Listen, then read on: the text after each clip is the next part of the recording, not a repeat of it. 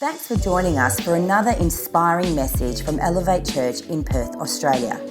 For more information about Elevate Church or to contact us, head to our website elevatechurch.me and take us wherever you go by downloading our Elevate Church AU app, available wherever you download your apps.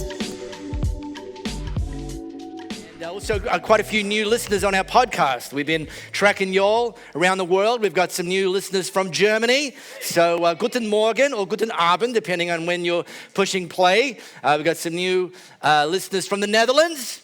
So, Dutch, hello to you. And Philippines. We've got some new listeners from the Philippines. So, Filipino, hello to you. And anyway, it's great that God's able to use technology and send His word around the world. We're actually in the second week of a series called The Good Work. And the big idea of this series is very, very simply stated that you were created on purpose for a purpose. You were created on purpose for a purpose. Now, when I say something like that, I'm aware that that can go two ways in people's hearts. You can think, wow, I'm created on purpose, for a purpose. That is so exciting. It imbues you with hope and encouragement, and you're like, come on, let's get into it.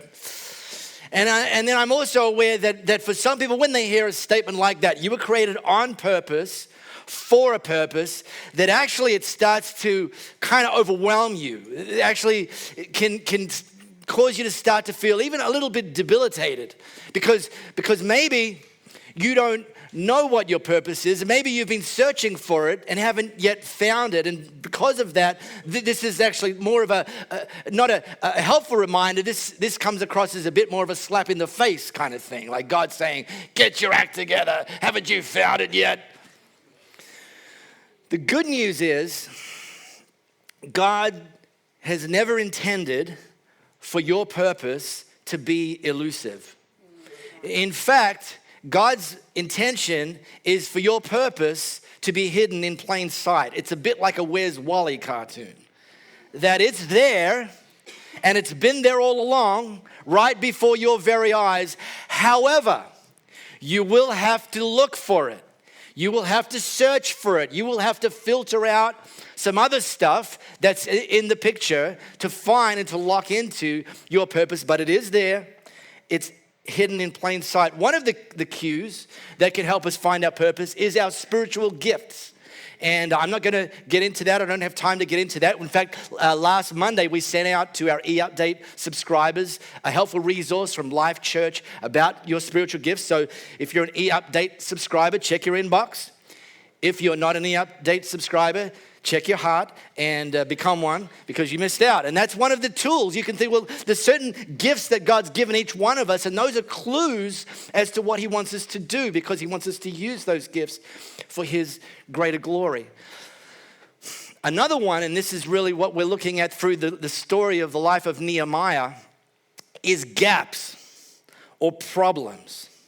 That chances are that you will have noticed or become aware of certain problems and certain gaps. And those problems and those gaps that you've noticed, and by the way, sometimes they're things that you've noticed and no one else seems to have noticed, or if they have noticed, they haven't done anything about it yet.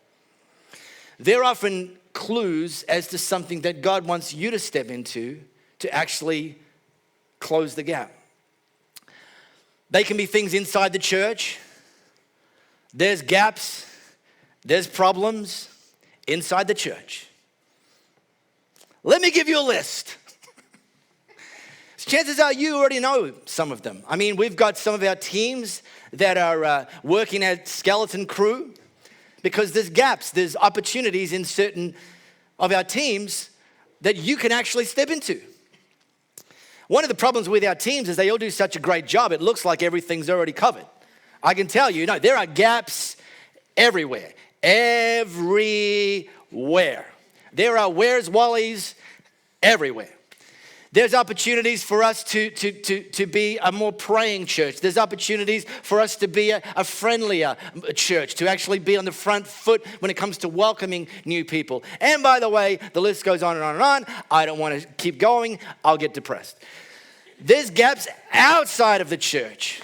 And you know about some of them as well, because when you see them or when you hear about them or when you read about them, you think to yourself, man, how is it that that's going on in our world today? Do you know on the planet today, there are more people in slavery than any time in human history? Wow. We should hear that and go, what? Are you kidding me? No, I'm not kidding you. There are people in parts of the world that can't get their head around the fact that you and I waste water by flushing our toilet. What they wouldn't do to actually drink that water, I'm talking obviously before you push the button, but like, and here's the thing. And I could go on with that list, a long list about the need for adoption in countries, the need for foster parents in our local community, the rise of homelessness, the rise of opioid abuse, and it's like, but actually if I did, probably most of those stories you're already aware of. And one of the problems is that not just that in our current culture, in our current day and age, not just that the problems are so prevalent, but we're actually overexposed to them. And we just keep scrolling the news feed, keep scrolling the gram and think, yeah, you know, more people in slavery than any time in human history, next. Because it can actually feel incredibly overwhelming. And sometimes the kind of the safe play is just to keep scrolling. And yet, because we're overwhelmed and we realize we can't fix it all. But here's one thing that we need to understand. We can't do something about everything, but we can do something about something. Yeah, good. And so what's the something? What's the something that God may have uniquely wired you, gifted you, experienced you, put passion on the inside of you, and called you to do that's your Where's Wally while you're here on the planet? So let's dive into the next phase of Nehemiah's story. If you've got our app, you can open the Bible tile there. It's going to take you straight to Captain Obvious, the story from Nehemiah.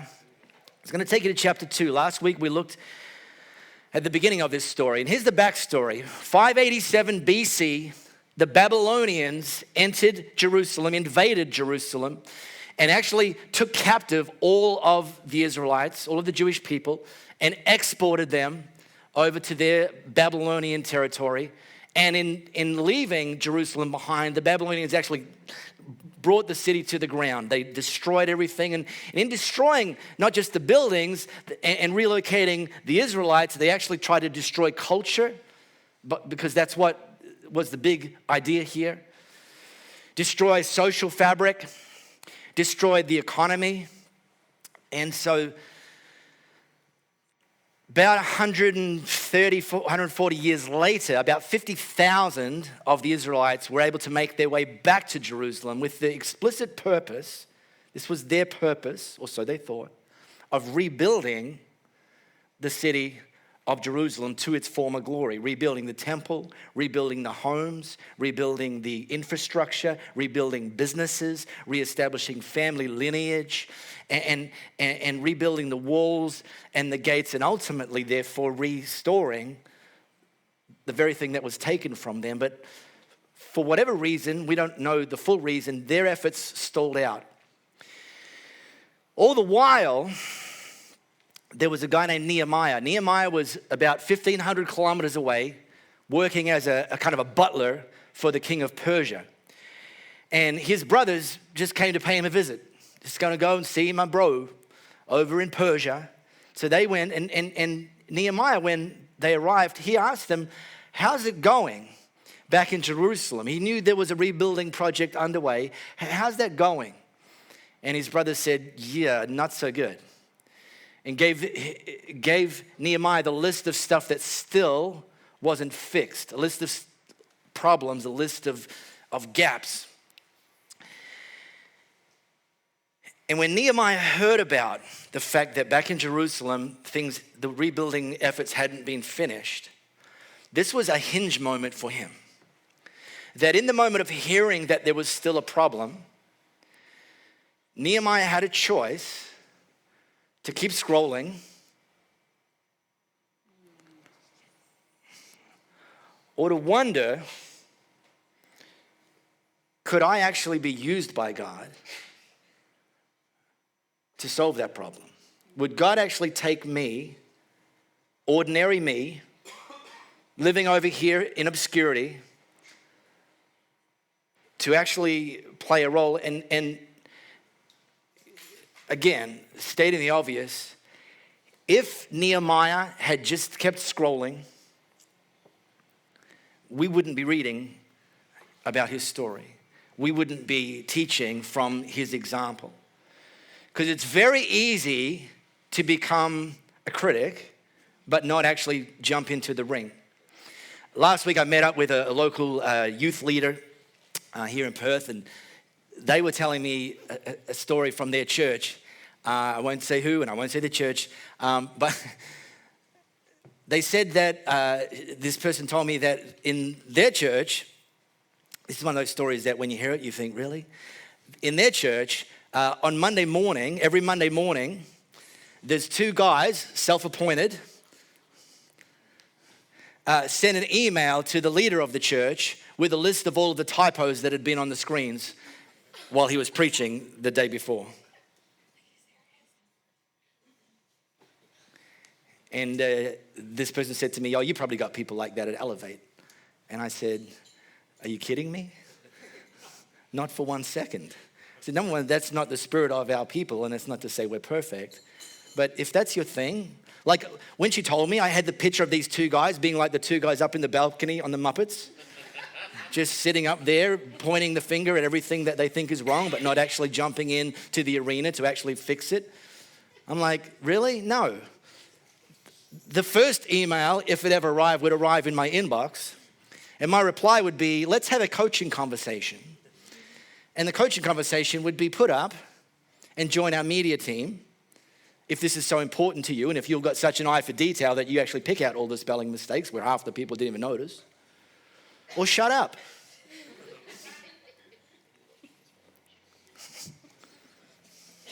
We're not going to be reading about those two Muppets. And so here's what happened. Nehemiah, he started to cry when he heard this. He took the moment to say, God, is this me? This thing is weighing so heavily on me. This thing is moving me. This isn't I don't think this is something I'm just meant to blow past. I think maybe, just maybe, I'm meant to be in this. And then he started to pray, God, is this me? Is this something you want me? Is this my purpose? Could this be it? Could this be the thing that's been hidden in plain sight for decades, and yet here I am, seemingly very ordinary and ill-equipped and ill-positioned, but is this me? He started to pray, and eventually he got this confirmation that, yeah, you know what? It is. And so he stood, because by the way, you can cry all you want and you can pray all you want, but if God's called you to it, ultimately there's a call to action beyond just sitting. We have to keep crying and keep praying and then say, all right, it's go time. And so he got up, he stood, and he got busy, and let's pick the story up from there. Chapter 2, verse 1. In the month of Nisan, that's the Jewish festival, not the Japanese automobile, in the 20th year of Artaxerxes the king, at the hour for serving wine, I brought it in and gave it to the king. That was actually his job, Nehemiah's job. I'd never been a hangdog in his presence before. I don't know what that means, but it'll make sense in a second. So he asked me, why the long face? It's like the horse walks into the bar, the bartender says, why the long face? Same kind of thing. You're not sick, are you? Or are you depressed? Well, that made me all the more agitated, and not agitated at the king, but just like he's stirred in this moment. And I said, long live the king. And why shouldn't I be depressed when the city where all my family is buried, is in ruins, and the city gates are being reduced to cinders? And the king asked me, so what do you want? Praying under my breath, so again, didn't stop praying. Praying under my breath to the God of heaven, I said, there's two conversations going on here. There's the conversation to the king of heaven, and then the conversation to the king still before him, but he's doing them both at the same time. Don't tell me that men can't multitask. If it please the king, and if the king thinks well of me, send me to Judah, to the city where my family is buried, so that I can rebuild it. Let me highlight, in this moment, there were 3 critical things for Nehemiah to fulfill this purpose that he did not possess. He did not have any experience in the thing that God was calling him to do. He didn't have any position to roll back into town and say, yo, let's build. And he didn't have any resources. He lived in the palace, rent-free, serving wine to the king. And yet God had called him to move 1,500 kilometers with no experience, no position, and no resources to be used by God to rebuild a wall, something that other people for decades had not been able to accomplish. And it's possible, and the reason I'm leaning into this, it's possible that some of you maybe have a sense of your purpose, but you've cropped yourself out of it because you don't have the experience. When you got some clarity about it, your first reaction was, I've never done that before, so it must mean I'm not meant to do it. No, somebody always has to go first. Or maybe, I've got no position. I'm not the leader. No one's asking me. It's like, you know what? You build influence, and then somebody gives you the position. But you don't need the position if you've actually had first the calling. Because you've got the appointment, and it's from God. And then the resources. You know what? The resources almost always come last. The decision almost always precedes the provision. That's pretty good. Someone should put that on the gram. The decision almost always precedes the provision. Now, this is what Nehemiah said to the king. Send me to Judah, to the city where my family is buried, so that I can rebuild it. Right down the bottom there. Right here, in this moment, Nehemiah had something that's indispensable in achieving our purpose, and that's clarity. Send me to Judah, to the city where my family is buried, so that I can rebuild it. He had the where, he had the why, and he had the what. He didn't yet have the how, but he had the where and the what and the who. Now this thing, clarity, it's actually been bothering me this year. This concept of clarity has been bothering me this year. I through a few things that I've been involved in and opportunities that I've had, it's kind of been cemented for me that some Christians actually have a problem with this concept. Actually hold back from demonstrating clarity. And I've observed it in a lot of arenas and a lot of people, and it's just bothered me because I'm like, why? And my best explanation is that some Christians don't want to come across with clarity because they don't want to appear arrogant. That if I actually give some clarity around my purpose, some people might perceive me as arrogant. And you know what? They might. Chances are they don't know you well, and the problem with not knowing people well but thinking that you do and making assumptions about them is you don't understand that distance creates distortion. The further you're from someone, the less accurate your assessment of them always is. Distance creates distortion. But on the veneer, on the surface, arrogance looks very, very similar to confidence. It actually does. On the surface, on the veneer, arrogance looks very similar to confidence. Now, confidence, the word confidence, the root words are with faith. Confidos, with faith. People say, oh, they're such a confident Christian. You don't need to use both of those words. There's only one type, a Christian who lives their life with faith. There shouldn't be like two breeds. But arrogance on the surface does look very similar to confidence. And some people will judge you as being arrogant when all you are is confident. And you don't always have full control over that, although you maybe have some control over it. Maybe some things you need to kind of shape a little bit better with your messaging. Just check out the Instagram account Preachers and Sneakers and you'll see what I'm talking about. Not now. Some fun scrolling this afternoon. Arrogance is believing that the power comes from you. Confidence is acknowledging that the power comes through you. Arrogance is thinking that you're somehow the source of the power.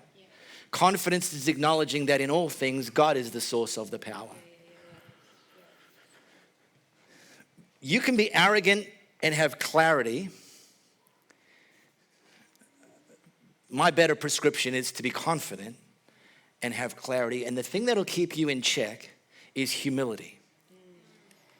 But humility doesn't mean vagueness, doesn't mean you have to apologize for clarity. Humility is where you would say, you know what, I've seen a gap, I've seen a problem, I've got no experience, no position, I don't yet have the resources, but I'm trusting that if God's called me to this, that maybe, just maybe, if I step out, if I commit to this, maybe, just maybe, God will use me. And maybe, just maybe, that's why I'm here on this earth. So God, that is my prayer. Clarity. But clarity doesn't end with identifying your purpose. Clarity then has to be married up with a plan. Let me just take us through the next slice, and I'm going to talk about the plan. The king, with the queen sitting alongside him, said, how long will your work take? And when would you expect to return? Now, I gave him a time. It's kind of like Nehemiah putting in his leave application. I gave him a time, and the king gave his approval to send me. And then I said, remember, he didn't have the resources yet. And then I said, if it pleases the king, provide me with the letters to the governors across the Euphrates and authorize my travel through to Judah. In other words, give me some passports to get me through. Passport means opening doors. And also an order to Asaph, keeper of the king's forest, to supply me with the timber for the beams of the temple fortress. Decision almost always precedes provision. The wall of the city and the house where I'll be living. This guy had a plan. He had a plan for the need for annual leave. He had a plan for the need for some passports. He had a plan for how he was going to get the resources he needed to accomplish the work. He hadn't left the palace yet, 1,500 kilometers away from Jerusalem. But he had a plan. Because he knew this, and I've said this before, some of you though are new and maybe haven't heard this. It's not my original words, but you need to hear this today. Hope is not a strategy. Hope is essential fuel, but hope is not a strategy. See, hope without a plan is just a wish. Well, I sure hope that wall gets rebuilt. Me too. What's the plan? Hope is not a strategy. You know, sometimes the most spiritual thing we can do is just to get organized. How do you expect to change the world when you can't even find your car keys?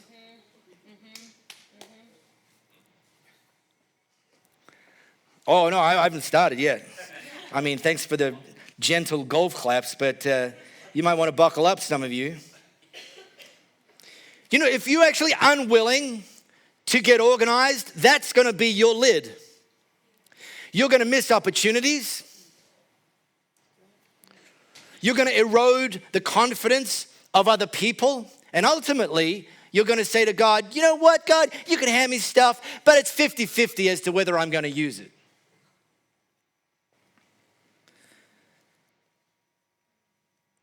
For example, I encourage people to turn up to a meeting 5 minutes before the start time of said meeting. So if meeting says 11 a.m., that means you are AIS at 10:55. Because we start at 11, we don't arrive at 11. And if you're someone who consistently turns up late for stuff, what you're telling the people that you're committed to meeting up with is that your time is more valuable than theirs. That you're willing to waste their time because you don't want to waste your time. But actually what is happening in those moments is you're saying to them, actually, I can't be trusted with more responsibility than I've currently got. So the lack of being willing to plan, the lack of being willing to be organized is actually going to be your lid. You know, Jesus said it very pointedly. You can read this after you've looked at the Preachers and Sneakers Instagram account. Open the Bible. Luke recorded it. Luke chapter 16, verses 10, 11, and 12. Luke, you can write it down. Chapter 16, verses 10, 11, and 12. One of the slices in that little, Jesus dropped two pretty impressive truth bombs. Mike dropped it as soon as he'd finished. One of them is he said this: if you can't be trusted with little, who would give you more?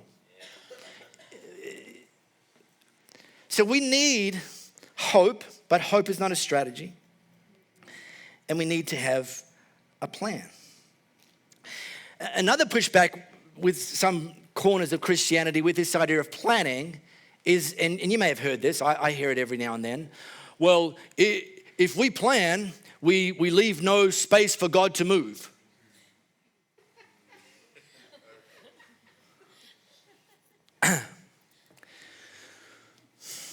So I just ask the question when a comment like that is made.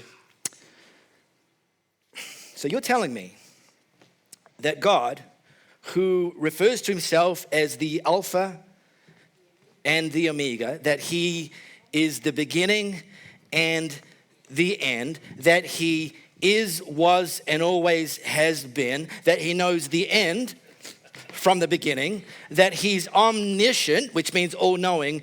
You mean to say to me that if you plan, that he's not going to have a clue what you're going to be doing, but if you just plan and stick to the plan, he's going to say, oops, can't touch this.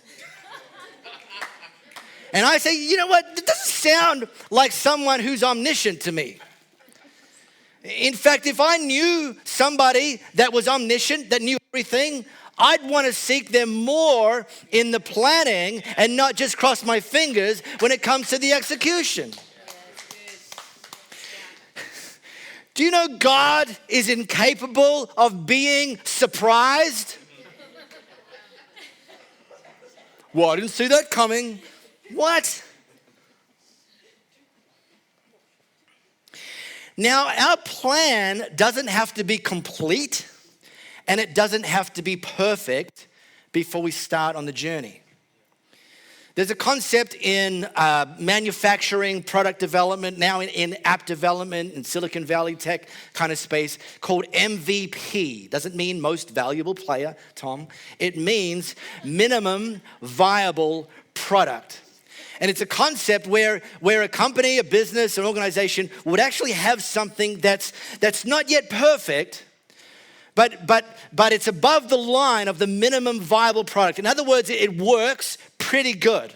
And they realize that we need to actually ship that. We need to actually get that to market. We need to actually put it out there. And it's only, because we can only take it so far in the lab, in the warehouse, in the strategy meeting. We need to actually put it out there and see how this goes in the wild. And by putting out the MVP, the minimum viable product, out into the wild, then you can start to observe and evaluate and refine and develop. This is one of the reasons that I don't buy first generation technology, because the people that buy first generation technology, they'll tell you, I'm an early adopter. I'm an innovator. I like the best, the newest, the shiniest. I said to them, no, you're the crash test dummy. You're the guinea pig that company is using, by the way, at your expense to figure out, does this even work and how can it get better? MVP, minimum viable. But here's the thing. There's a lot of Christians, there's a lot of Jesus followers who never actually get going because they think that the plan has to be perfect or complete before it gets started. And here's the reality. Some of what God's called us to, we're not even going to know until we begin the journey beyond a certain point. In fact, King David said, he said this, I love this, such an incredibly helpful picture about how God leads us and guides us. He says, your word is a lamp to my feet and a light to my path. Anyone heard that before? Some of you churchy people. Your word is a lamp to my feet and a light to my path. Let me break it down for you because I'm pretty smart. Let me break it down for you. Your word is a lamp to my feet and a light to my path. The difference there is a lamp tends to be narrow cast. A lamp tends to be more focused. A lamp tends to have a shorter throw. And it's only about this sort of space. It only illuminates this sort of space. Whereas a light, we sort of like put it out there. It's kind of like broadcast. And that's what David's saying, that God's word is a lamp to our feet and a light to our path. In other words, there's a light of the general direction, the general calling, the general purpose, but it doesn't shine on all the details. But it's not just a light, it's also a lamp, but the lamp's only got a short range. It's only going to show you maybe on your best day the next step. Well, that's okay, because that's all you need. And when you take that, you think, all right, have another look. Your word is a lamp to my feet and a light to my path. Man, I feel like this is really good. Oh, yeah, okay. All right. Well, speaking of really good. So Nehemiah, he eventually makes his way to Jerusalem, but he didn't get into the work straight away. He actually spent some time as a secret shopper. It's a true story. And he starts kind of just walking around, not telling anyone who he is, why he's there. God's called me. No. He still wears Wally to them. He's there, but he's hidden in plain sight. Eventually, though, he said, I gave them my report. Face it, we're in a bad way here. Jerusalem is a wreck and its gates are burned up. Come,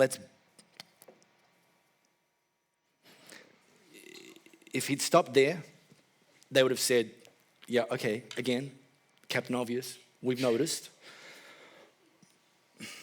But he got down out of the balcony where the two guys from the Muppets live and said, come, let's build the wall of Jerusalem and not live with this disgrace any longer. And I told them how God was supporting me and how the king was backing me up. And they said, whoa, hey, we're with you.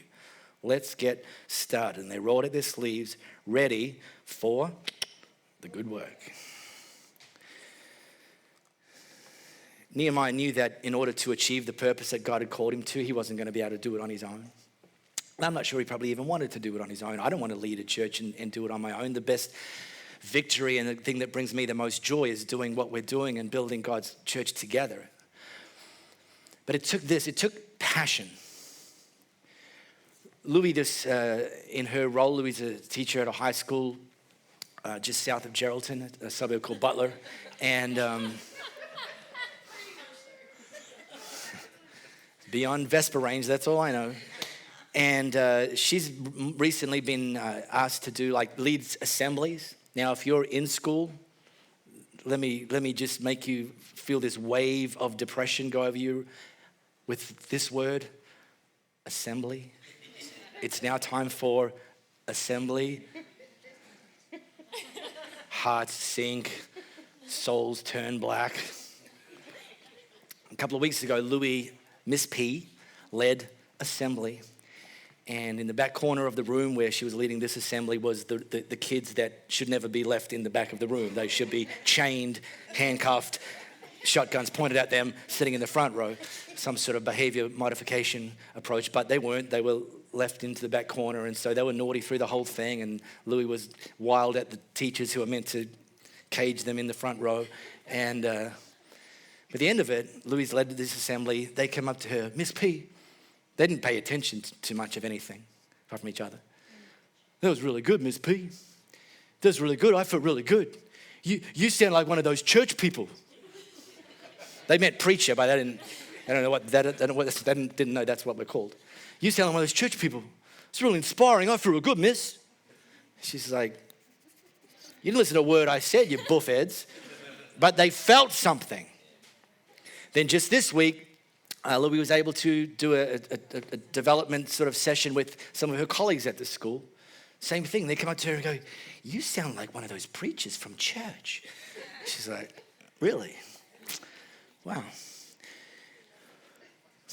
And here's what I love. Louis will tell you that in this season of her life, her purpose is to invest as a high school teacher into high schoolers in the place that God's called her to. I mean, literally, she drives 30 minutes on the freeway to get, it's not like there's no schools between where we live and Butler.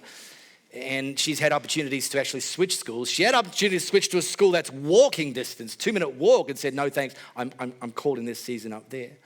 But brings to that role passion. And because of that, coupled with clarity, coupled with a plan, is getting opportunities, and it's inspiring people.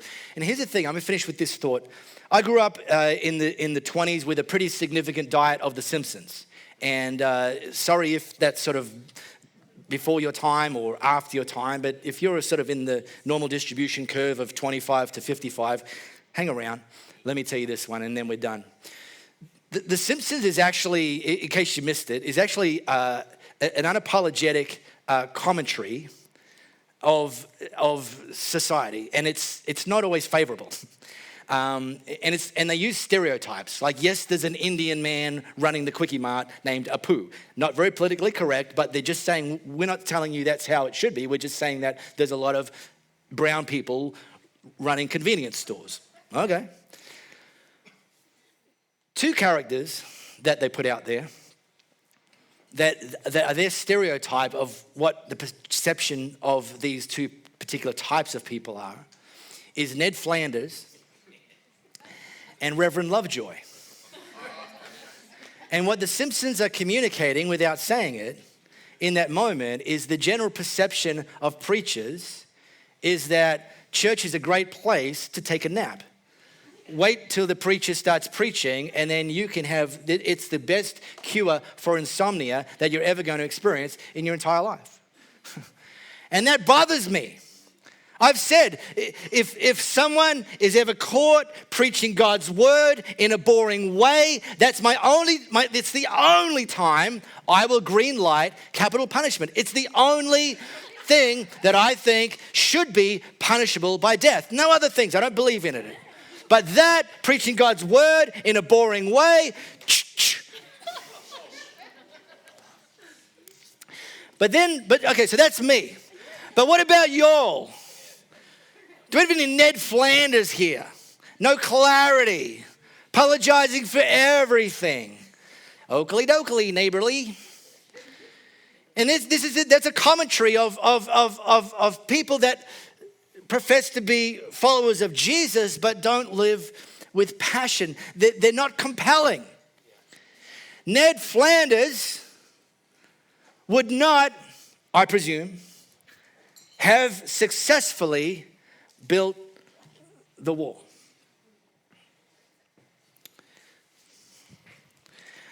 I don't have a clever ending, and we're a bit over time, but can I pray? Yes. I'm 9 minutes over. I'll give it to you back next week. I want to pray. I said at the beginning, this idea of you're created on purpose for a purpose is not meant to be something that tangles you up in knots. It's not meant to be debilitating. It can be intimidating.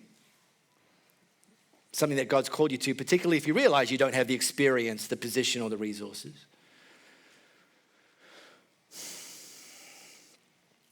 And a lack of clarity around what that calling is at this, if you have a lack of clarity at this season in your life, there's something hidden in plain sight. And that's what I want to pray for. Okay? And then Louisa. God, this morning, right here, as we're gathered and those listening on the podcast, I pray that as we continue this series, The Good Work, as we continue to drill into the example of the life and story of Nehemiah, that you will continue to bring to the foreground, bring greater clarity to the good work that you've called us to, each one of us individually. A greater clarity around our purpose. And God, for those that have a level of clarity, I pray that you continue to sharpen up the plan. And that as they and we take next steps towards executing that plan, that you'll continue to remind us that you're in this, you're behind this, you're supplying what we need to do this. And for those gaps that you're sending us to plug, God, I thank you for giving us those opportunities. That of all the people you could call, you've called us to whatever those gaps are inside the church and outside the church. In Jesus' name, amen. It's a privilege to play our part in all that God is doing in and through you. To find out what your next step could be, or to partner with us to reach more and more people by giving financially, head to our website elevatechurch.me and download our Elevate Church AU app, available wherever you download your apps.